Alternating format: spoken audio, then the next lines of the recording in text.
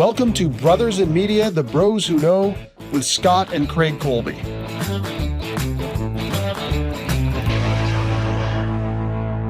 Propaganda is a word that's thrown around on social media all the time, but what does it mean?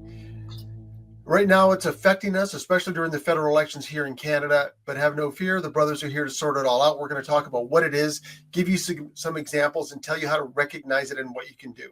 So why should you listen to us? My brother Scott has spent his career in the news print media. I've spent mine in broadcast media, and that's why we're the Brothers in Media, the Bros Who Know. On this podcast, we talk about media literacy. Scott, welcome. We're live and unedited, as you can see already. So if you're watching live, feel free to ask questions. If you're watching later, feel free to leave questions. We'll do our best to answer them.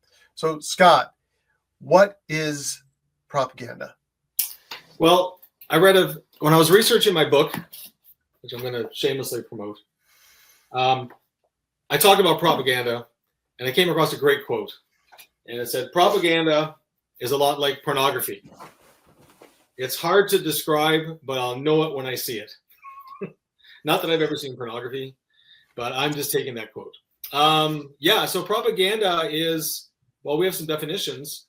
Let's look at, I went right to the dictionary definition of what propaganda is, and then we can get to some examples of what that is. And here is the definition of propaganda. This is from dictionary.com. Information, ideas, or rumors deliberately spread widely to help or harm a person, group, movement, institution, or nation. 2, the deliberate spreading of such information, rumors, that seems to be a key word. And 3, the particular doctrines or principles propagated by an organization or movement. Right. So a lot of things fall into that category. You know, If you're talking about just trying to convince somebody of one point of view or trying to slam another person or point of view, a lot of things count, like advertising counts as that too, right? Mm-hmm. Yes. Because you're not giving everyone the full information. I think right. That's one of the salient points of propaganda is you have a point of view you're trying to influence, and you either are misleading or withholding information. And your motives may be sinister or they may be altruistic. That still doesn't, that still makes it propaganda, right? So let's see some examples, I guess. Yeah, I looked for just examples of propaganda, and like right off the bat, that was the first one that came up, right? There's some World War II was like the golden age of propaganda. So, that's the U.S. government trying to get people to enlist, right? That is a point of view trying to convince people. Right. And what they've done there, if you go back just for a second, right, is they've made the U.S. government into like your uncle, right? Yes. Uncle Sam, right? Not what the actual government is, right? They're playing on emotions. They've created an avatar, if you want to use today's language, right? Of someone who is saying, you, look at him. He's looking right in your eyes. He's pointing at you. We need you, and how dare you not rise to the challenge, right? Yeah, I want you, right? I want you. Yeah. So clearly stirring the emotions. And for anybody who's just listening, it's the classic Uncle Sam, I want you. And the next one was the Rosie the Riveter, we can do it. Classic image, right? Mm-hmm. What are you seeing there, Scott? Yeah.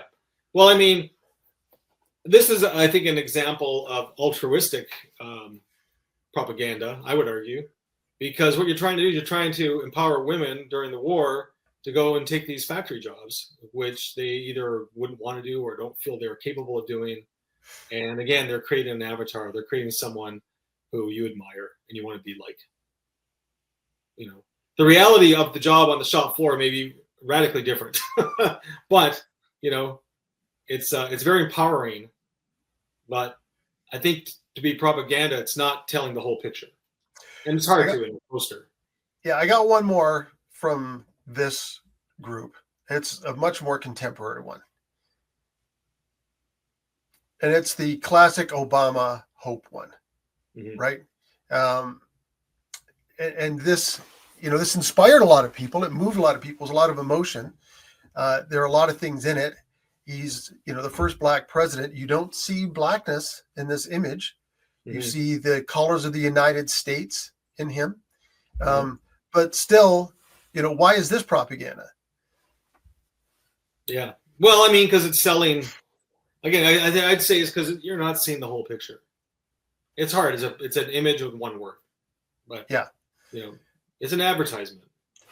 Advertising is propaganda, and as such, like, we get pounded with propaganda, like, all the time.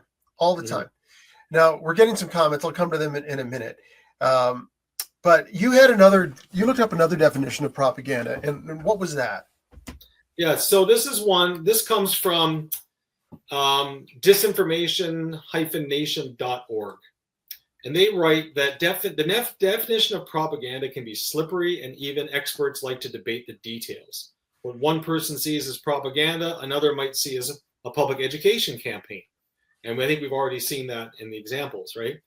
But their definition agrees that propaganda has three things in common. One, there's an agenda. Propaganda makers work to promote a specific cause, ideology, group, or individual. That's what sets propaganda apart from expressing a personal opinion or even a divisive idea. Propaganda is powered by the desires to make a bigger impact. So you're trying to affect a lot of people, right? And there's also a targeted audience. Even though the propaganda may be spread widely, it may be seen by a lot of people, the creators of propaganda are looking specifically for a particular type of person, and they have designed their content to resonate with these targets. And then thirdly, there's also a massaged message. Propaganda makers use persuasive techniques to shape their content, making it more memorable and convincing. Sometimes these techniques may be rooted in the truth, but other times they may omit or alter the facts to better serve their ultimate agenda. And for me, as I wrote in my book, the salient point here is the argument that it may not be rooted in the truth, that vital facts are either omitted or altered. Alternative facts, as we've heard during the first Trump administration.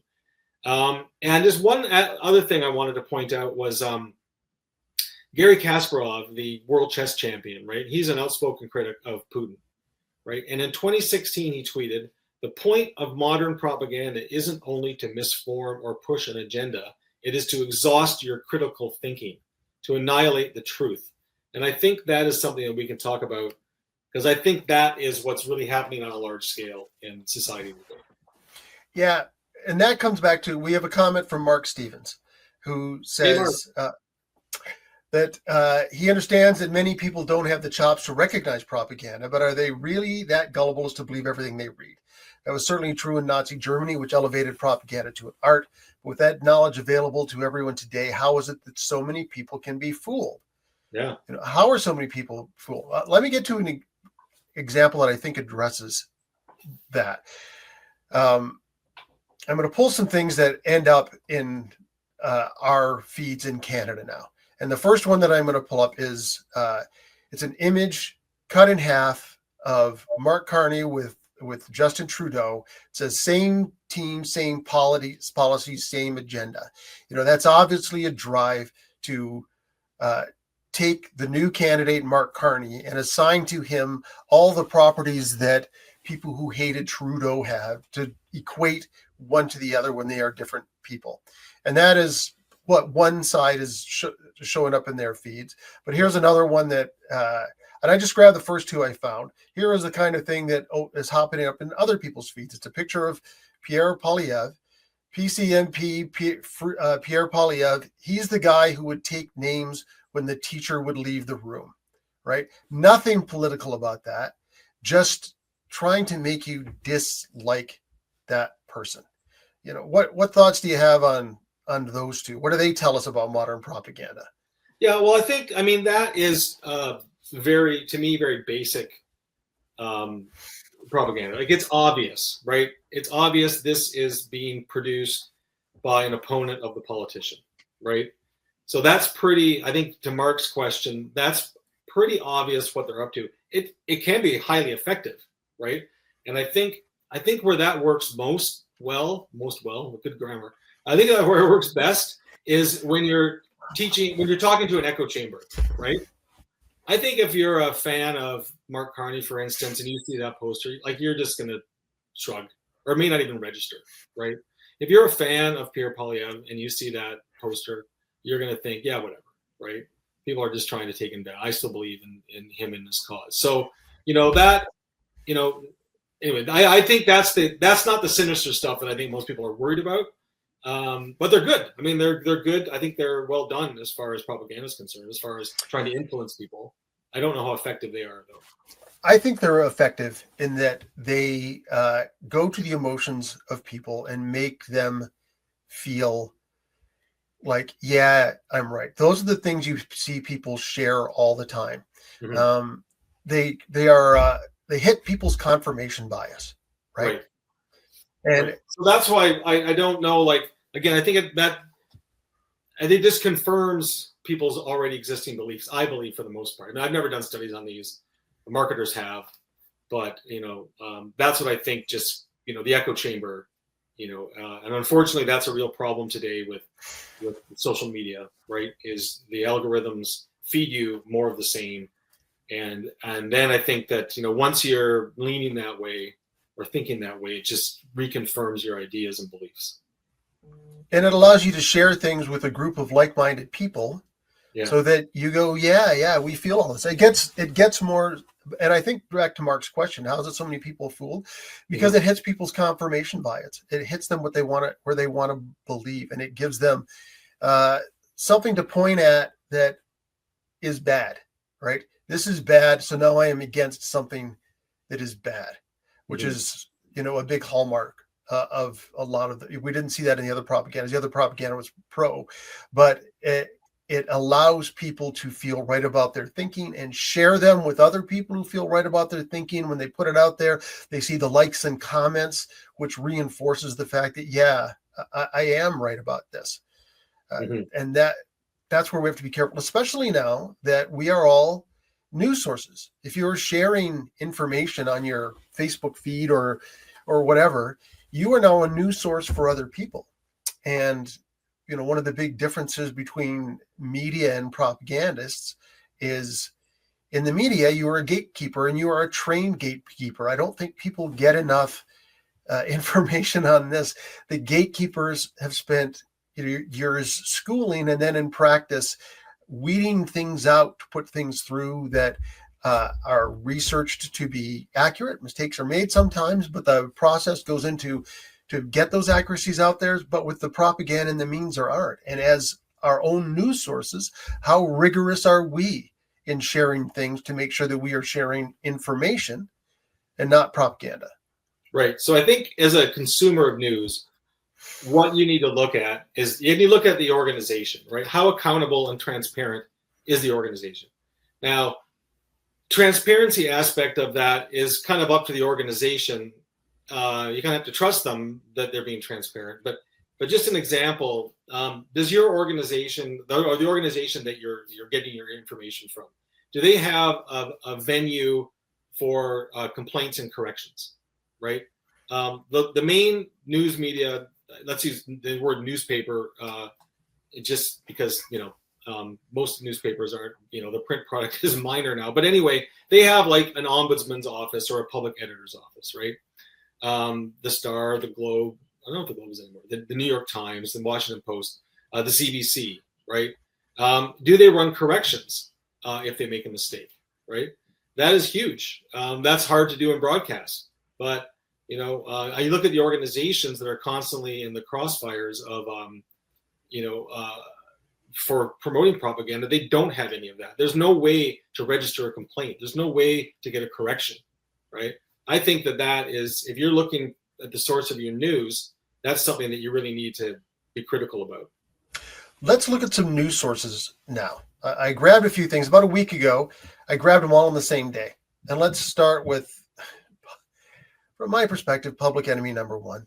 Like, here are the headlines in Fox News about a week ago. This is, in the heart of the Doge cuts.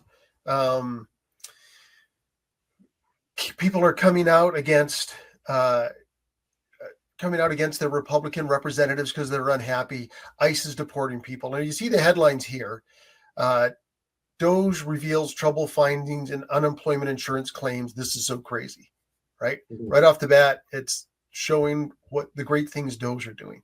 Man who threatened ICE agents, DHS Secretary Noam seen in tears after judge's ruling, right? So this is something that is supporting ICE. And voters choose their champion to challenge blue battleground government. So this is, again, Republicans reinforcing their elected officials. What do you think of this? Yeah, well, I mean, Fox is horrendous. It is horrendous when it comes to they frequently, they regularly, they every day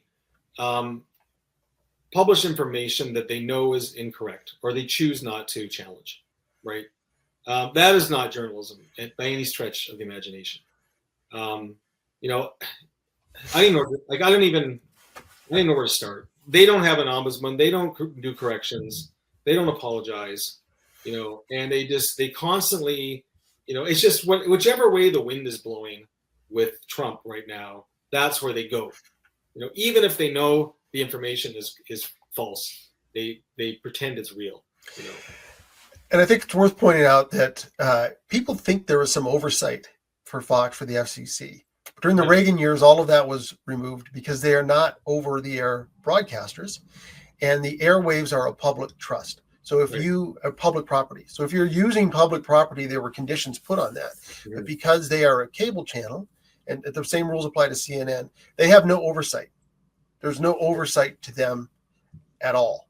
So if you think there's somebody watching these people, the only accountability they are ever held to is if they are taken to court, which they have been.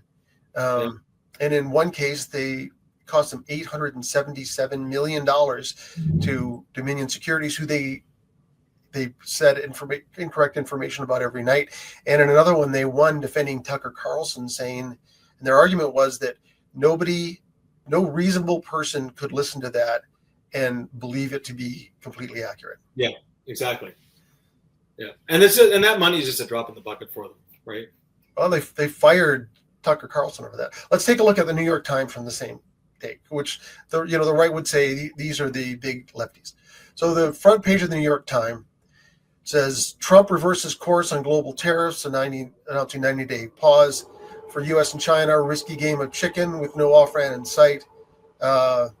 In Washington, a rural county sheriff fights the state's immigration laws. Just a mess.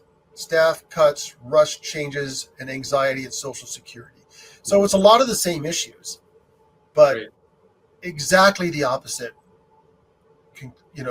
Take editorial decisions made on these things. Yeah. What do you see when you look at this? Yeah. Well, they have the thing about them is they will label their opinion as opinion, right?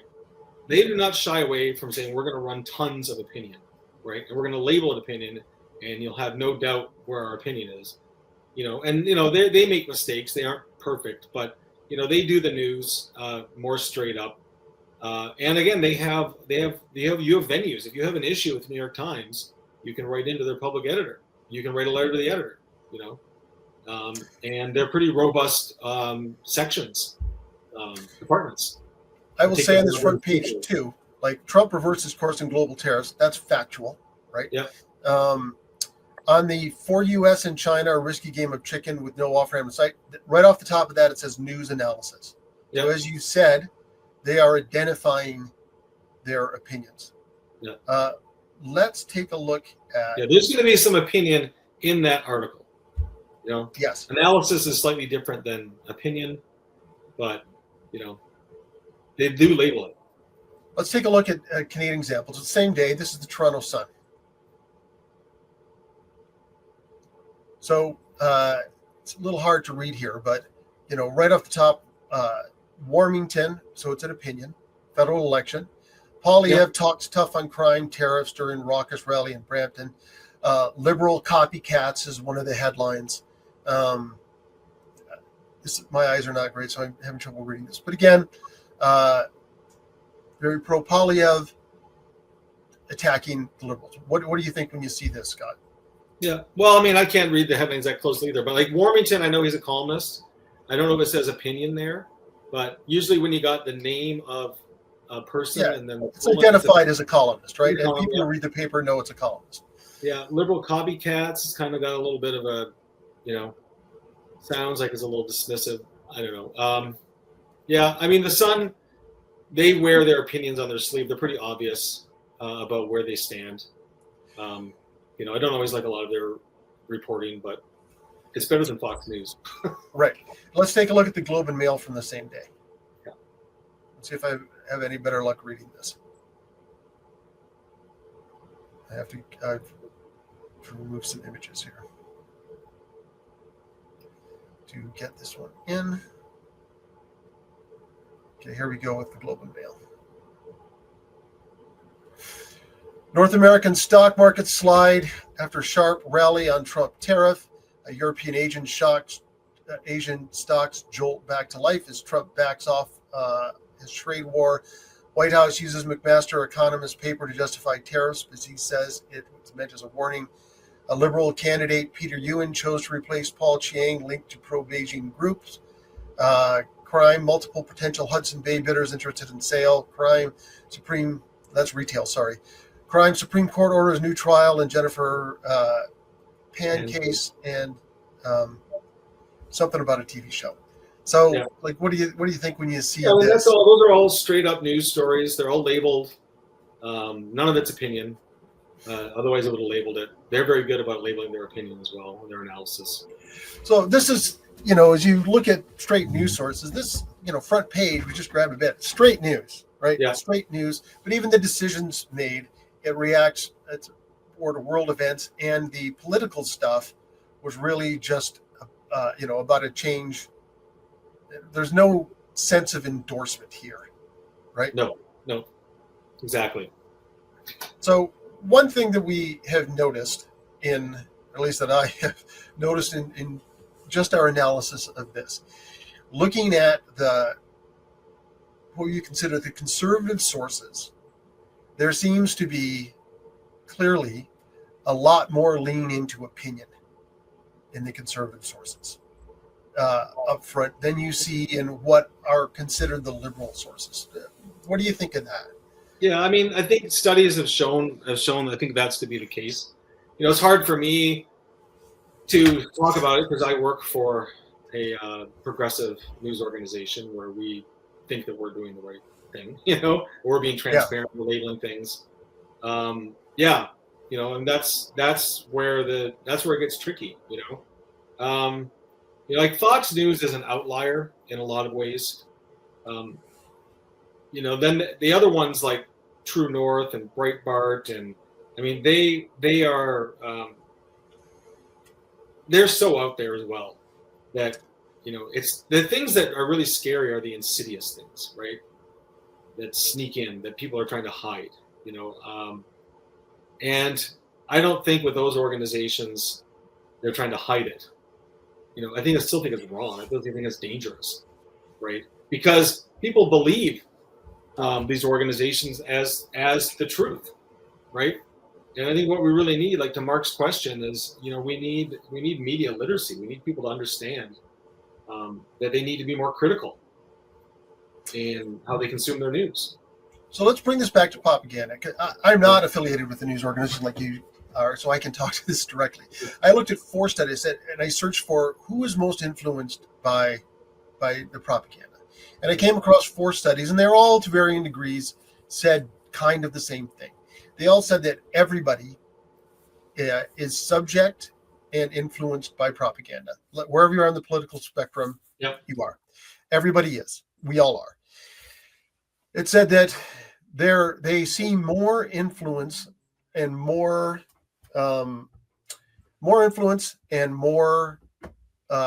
propaganda being aimed and consumed and received and believed by conservatives.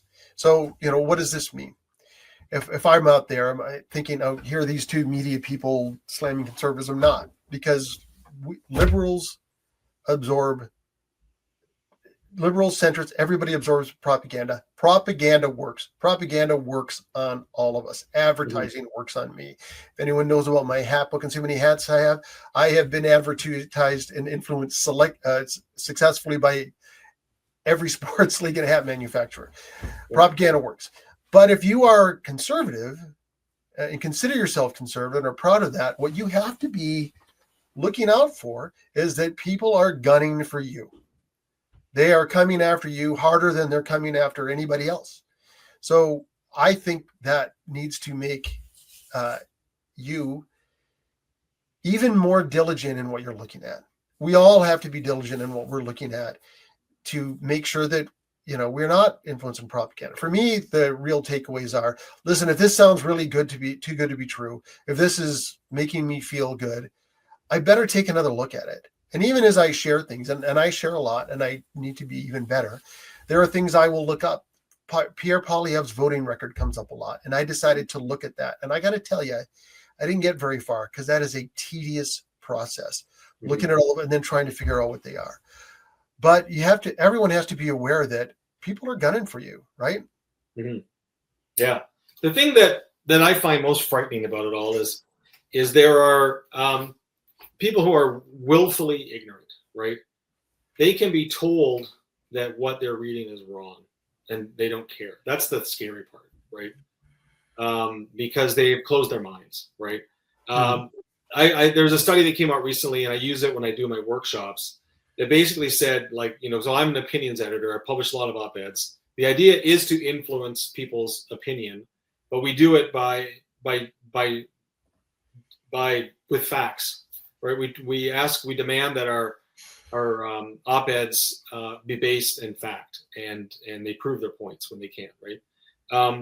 But they found that people, if they're only given part of the information, they're persuaded. And then if they're given the full information, they can be persuaded the other way, except when it comes to politics. That was the interesting part. When it comes to politics, it is way harder to shift people from their viewpoints.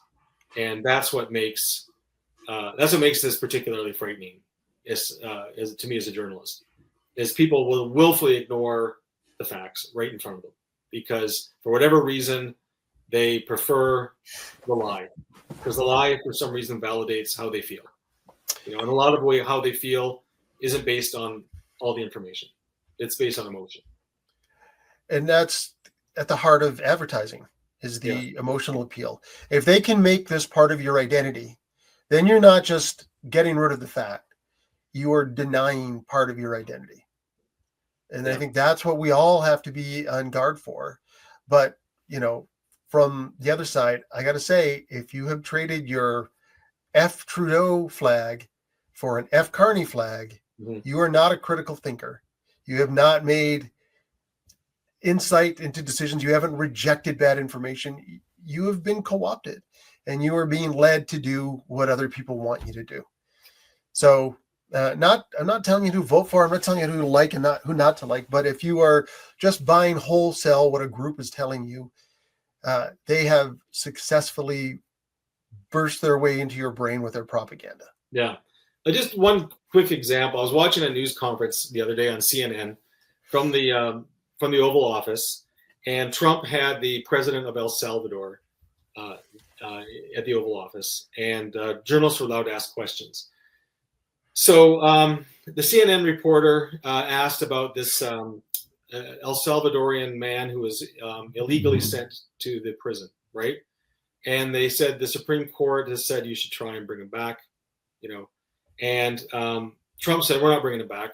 And then he had Bondi come on. She says, we're not bringing him back. And then Vance said, we're not bringing him back. And they said, because this guy's a member of a gang, right? And he, why do we want to keep these gang members? Why do the Democrats want to keep these gang members in the country to, kidnap and rape our women and children, right? So what this man who's been deported has never been proven to be a member of the gang, right? They've never proven it, right? And the problem with this propaganda in the U.S. and with Trump is that the way this format is set up is if you try to ask a follow-up question, they just cut you off. They just shut you down, right? They control. It's not a true press conference, right? And this information these are the leaders of the country all saying the same thing, and they're all lying. I mean, that is a blatant lie to say he's a member of the gang. He might be.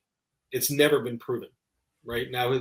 And so I was watching it today, and there was a Democrat congressman who's saying, just bring him back, go through the process.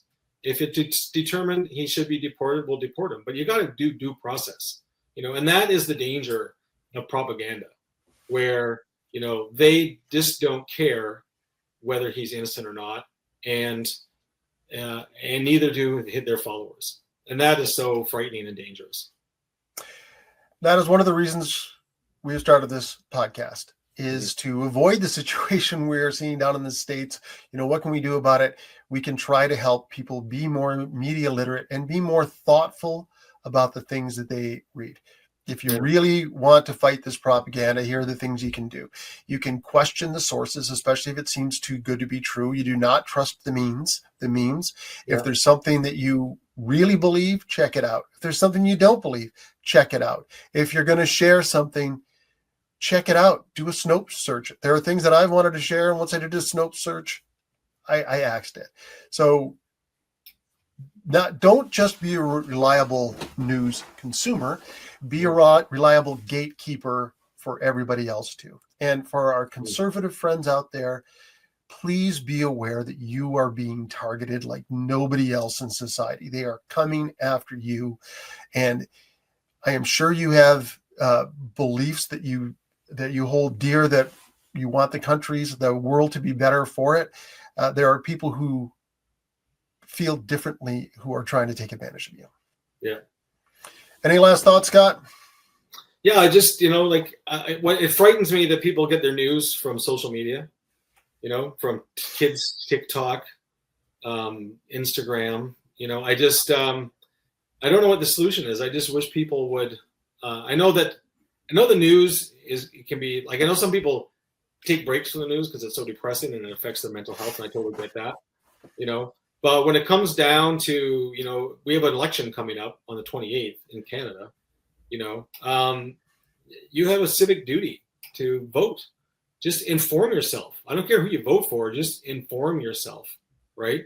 That's all I would. And when by informing yourself, I mean, check who your information is coming from and what their motivation may be to give you that information. There's enough legitimate news organizations out there that you can get more or less the facts, and you can make up your own mind. So that's all I want to end on. Yeah, and listen, read multiple news sources. Try to read across the spectrum. There are charts out there that show you where everybody falls.